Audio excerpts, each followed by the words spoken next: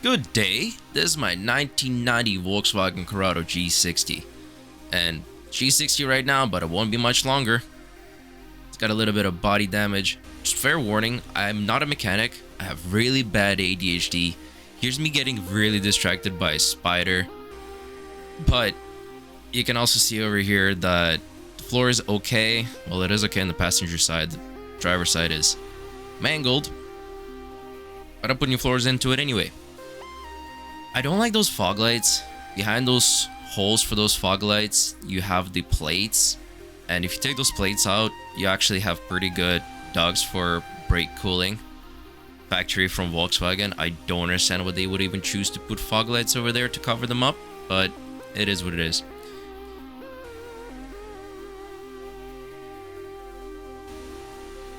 I'll be replacing the turning lights as well with some LED lights.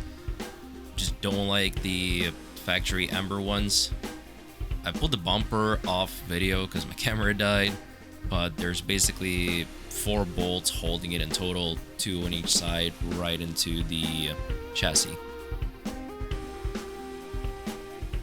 I don't like how the bumper becomes part of the chassis.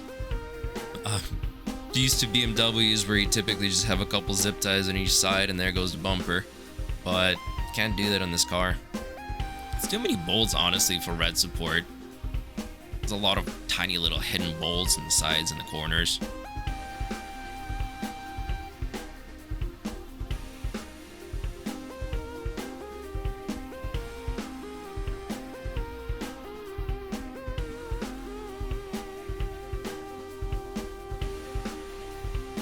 And the front is off.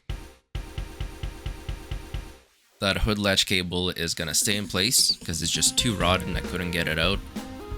And that made the whole ordeal of closing and opening the hood and putting it back in the front every time I had to move the car just so much more difficult.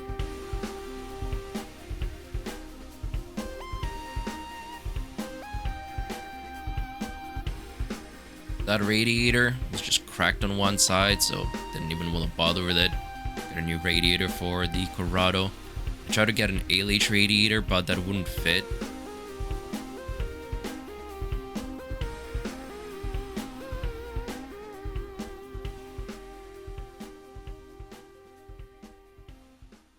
I'm not removing too much from the front, mainly because I just kind of want to yank the engine out with all of its components, since I won't be using most of the 80s electrical wiring. I'm gonna retain the factory reservoir for windshield washer, as well as the coolant, as well as the power steering fluid. Those are just easy to have nearby, and they fit in the engine bay pretty good because they have all the factory mounting points for the Corrado chassis.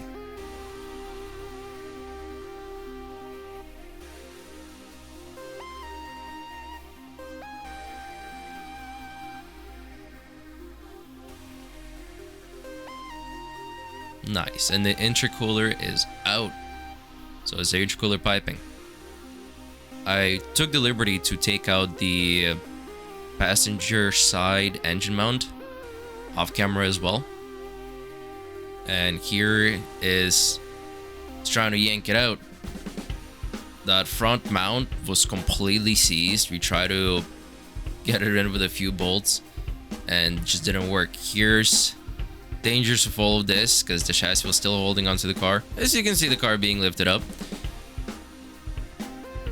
Just testing the tensile strength of all the connecting pieces to it.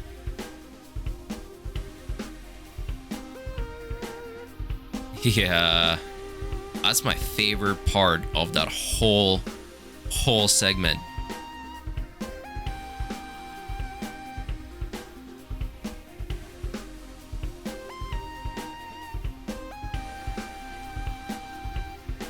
Got a different strap. We chopped that mount.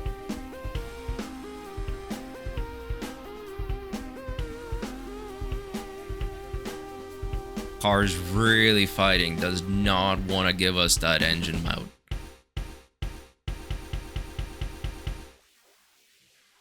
You can still see that mount is still hanging on. but nothing that a little angle grinder action can't solve.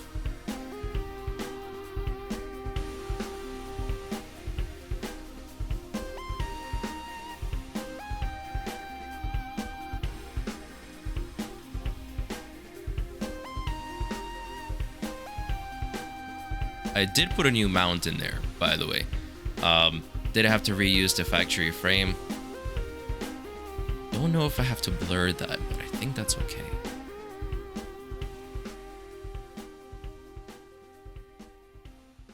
It was a really thick mount.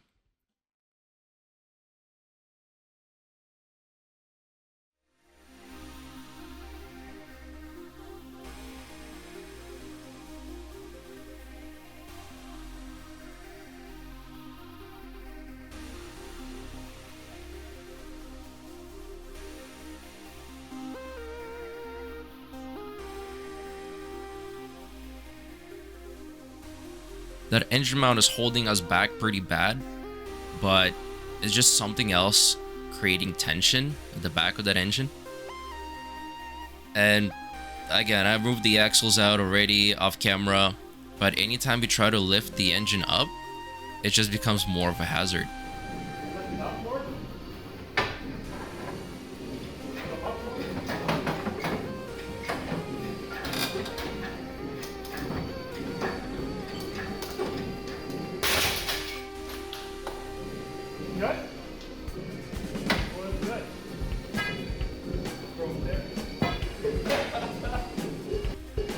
Back to trying to sumo wrestle that engine out.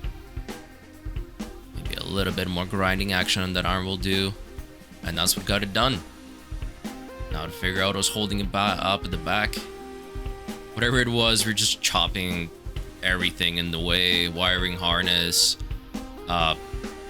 shift lines, coolant lines.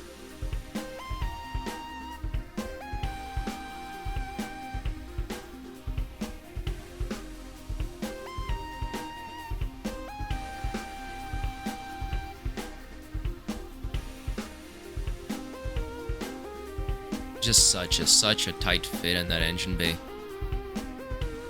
Oh, gross. Coolant. I got in my eyes, I got in my hair, I got just full on getting steamed by coolant. 10-year-old coolant.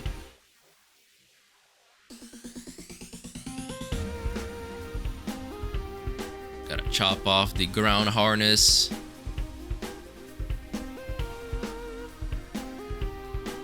Very little care for this engine. It's going straight to phase marketplace.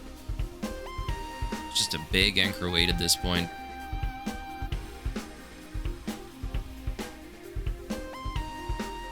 Still some AC lines holding it in. Like tentacles of a deep sea creature, car hangs on to its engine. But like any crypto scandal involving a celebrity, it comes out. The engine, that is, it does. It comes out of the car. But we're not done with the engine itself. I still need to take off that back engine mount, that front engine mount. Should have taken the intake, honestly.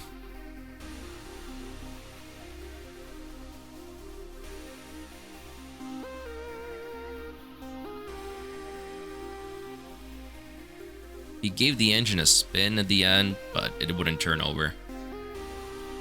I decided to replace all the gaskets on that engine. Oil pan gasket, valve cover gasket. Didn't have an engine stand, so I had to improvise.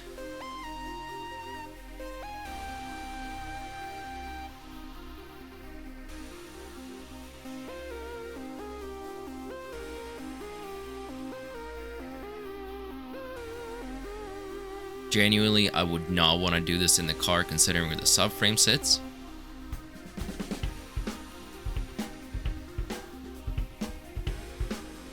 And off camera, I put the engine in, and the long journey of wiring begun.